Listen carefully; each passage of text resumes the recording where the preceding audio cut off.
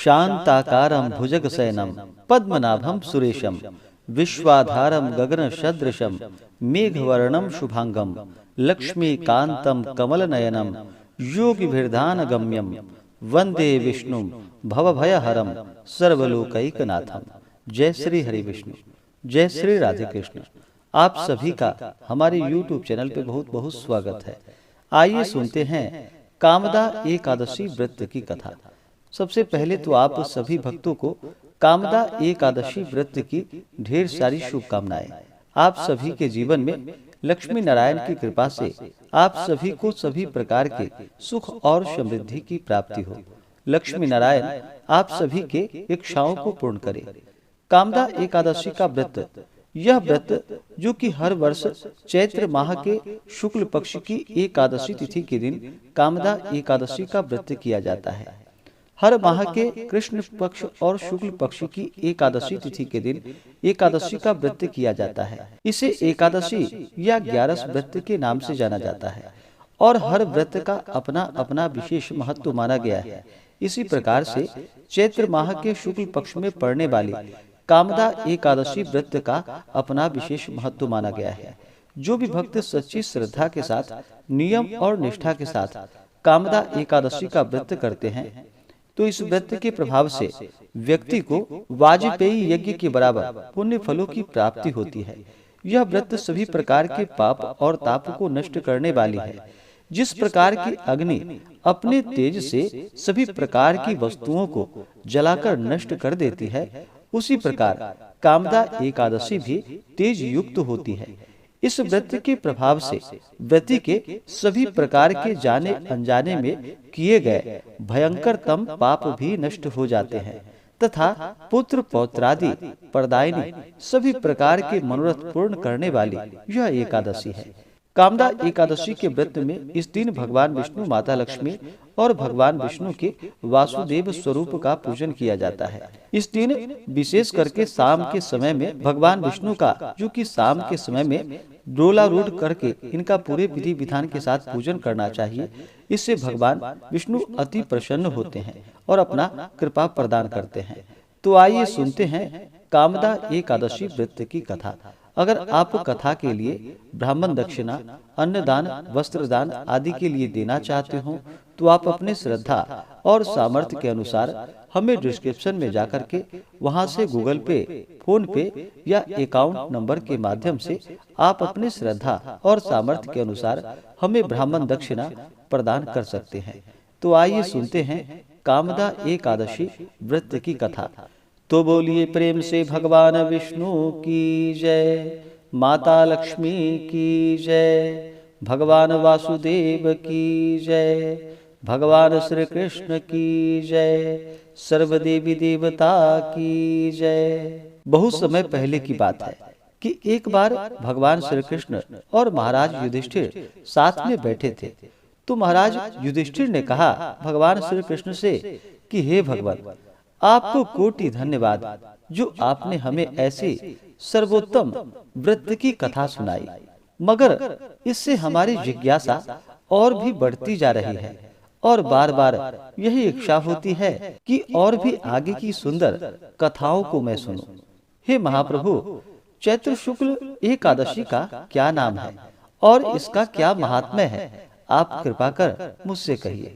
पांडु नंदन के इस प्रकार धर्मयुक्त विनीत विचारों को सुनकर भगवान श्री कृष्ण ने कहा कि हे राजन, यह प्रश्न महाराज दिलीप ने अपने गुरु महर्षि वशिष्ठ से किया था।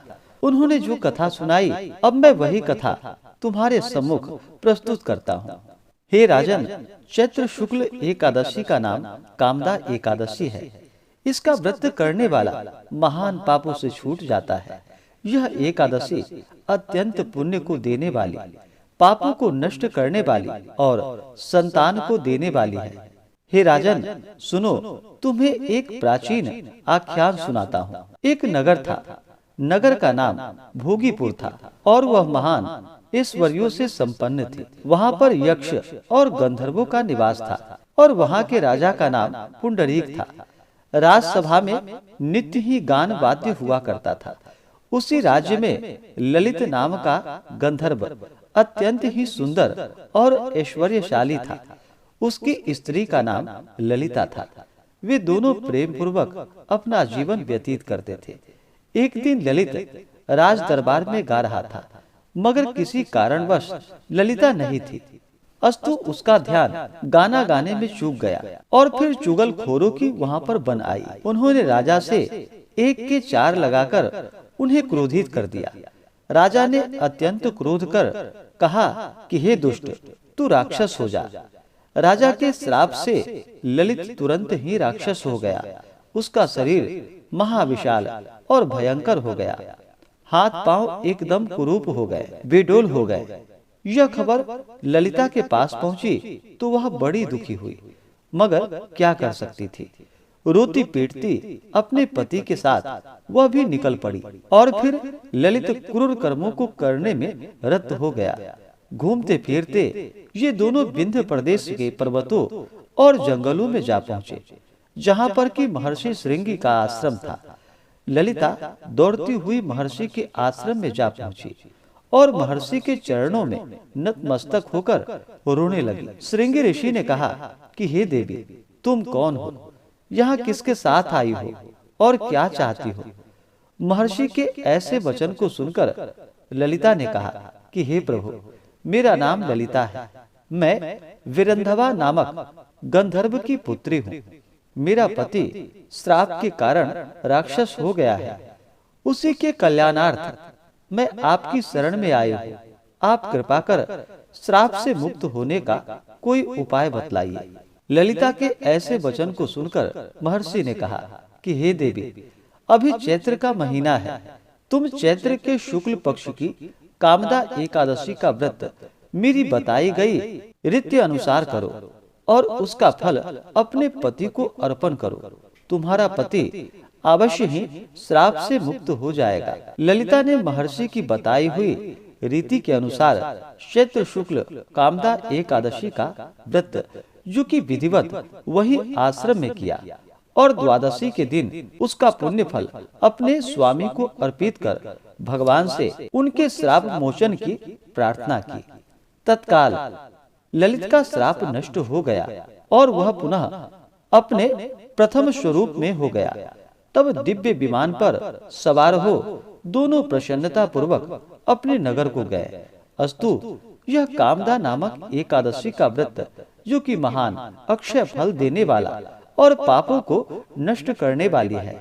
ब्रह्म हत्या इत्यादि महान पापों को करने वाले भी महान पापी कामदा एकादशी का व्रत कर पाप से मुक्त हो जाते हैं। इस कथा को कहने एवं सुनने से वाजपेयी यज्ञ करने का फल प्राप्त होता है।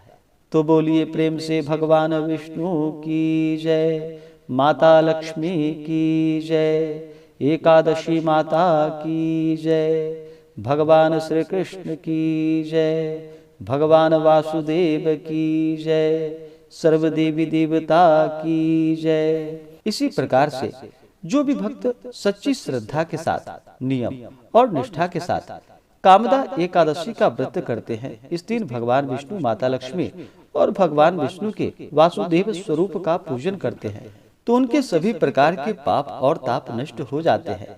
जब व्यक्ति के पाप और ताप नष्ट होते हैं, तभी उनके पुण्यों का उदय हो पाता है। उसके बाद ही सभी प्रकार के सांसारिक सुखों की प्राप्ति हो पाती है। जो भी एकादशी का व्रत करते हैं, उन्हें एकादशी व्रत के लिए, जो कि दशमी के दिन से ही व्रत में नियम का पालन करना चाहिए। दशमी तिथि के दिन, जो कि सूर्यास्त होने से पहले ही भोजन ग्रहण कर लेनी चाहिए और अपने दांतों को अच्छे प्रकार से साफ कर लेनी चाहिए। दांतों में कोई भी अन्न का रेशा ना होने पाए, इस बात का ध्यान रखें। और फिर दशमी की रात्रि ब्रह्मचर्य का पालन करते हुए, भगवान विष्णु के नाम का स्मरण करते हुए, एकादशी व्रत का स्मरण करते हुए सोना चाहिए। और एकादशी तिथि के दिन सुबह ब्रह्म मुहूर्त में उठ करके नित्य क्रियाओं से निवृत्त हो करके गंगा नदी में स्नान करना चाहिए।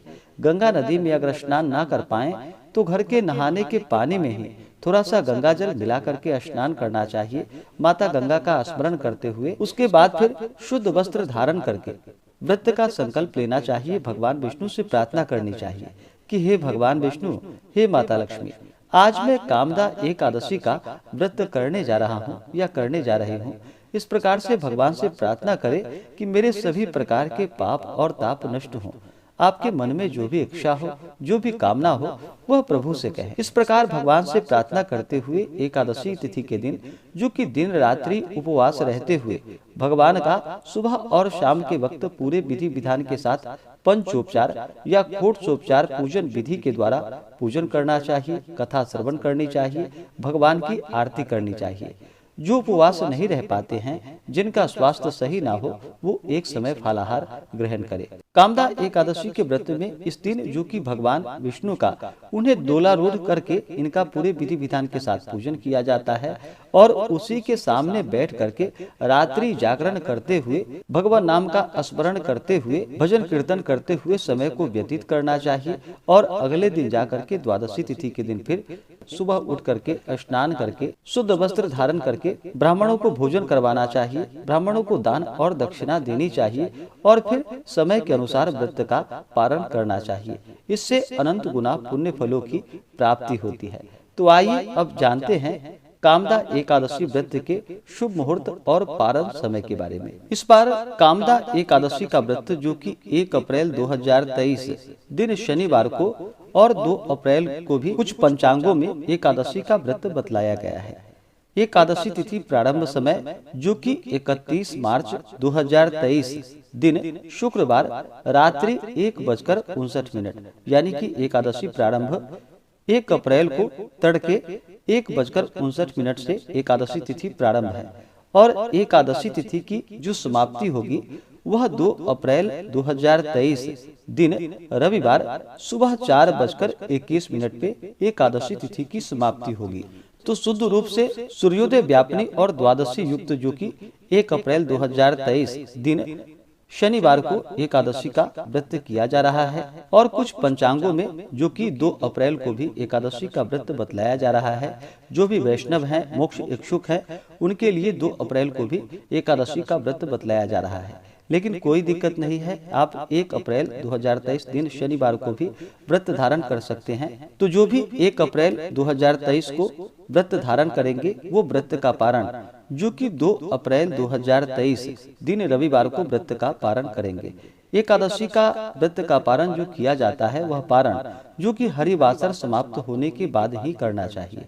और हरिवासर का जो समय होता है, वह समय द्वादशी तिथि का पहला चौथाई हिस्सा, वह समय हरिवासर का होता है। तो हरिवासर समाप्त होने के बाद ही व्रत का पारण करना चाहिए। तो द्वादशी तिथि की जो समाप्ति है, वह 3 अप्रैल 2023 दिन सोमवार को सुबह 6:26 पे द्वादशी तिथि की समाप्ति है।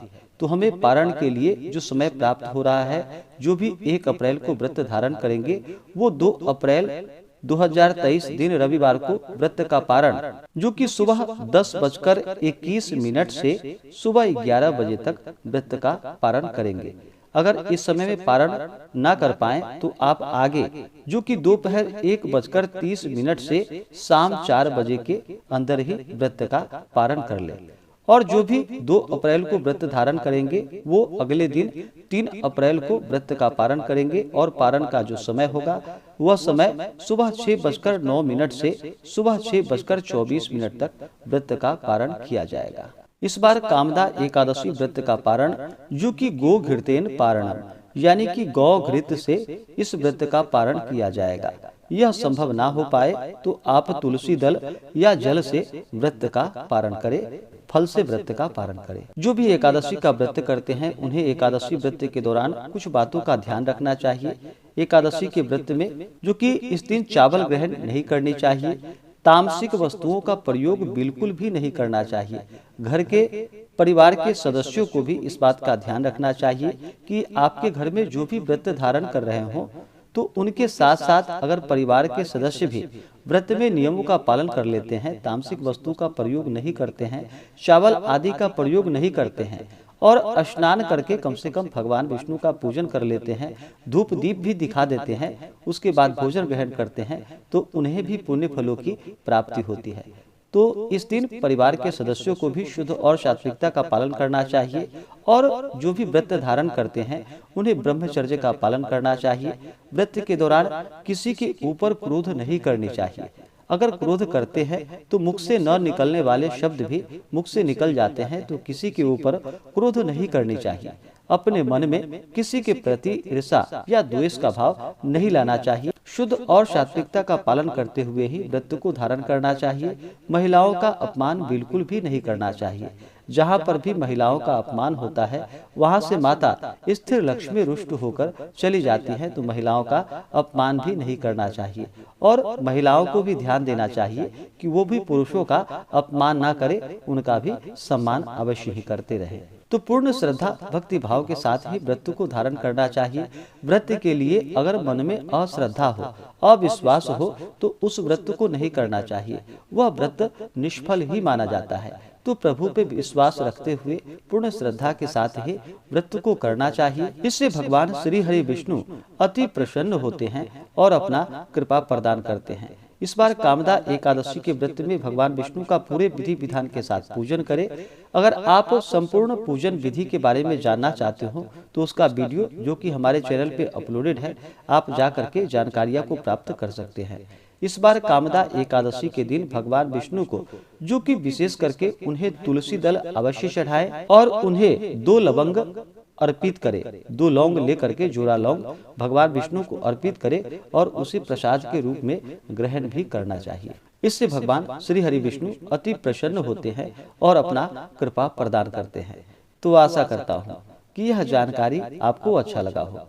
ऐसे ही ज्ञानवर्धक जानकारियाँ प्राप्त करने के लिए हमारे इस चैनल पे अगर आप नए हैं तो चैनल को लाल बटन दबा करके सब्सक्राइब करें, साथ में बेल आइकन घंटी को दबाएं ताकि मेरे वीडियो का नोटिफिकेशन आपको समय से मिलता रहे। वीडियो को लाइक करें, शेयर करें। सुखी रहें और स्वस्थ रहें।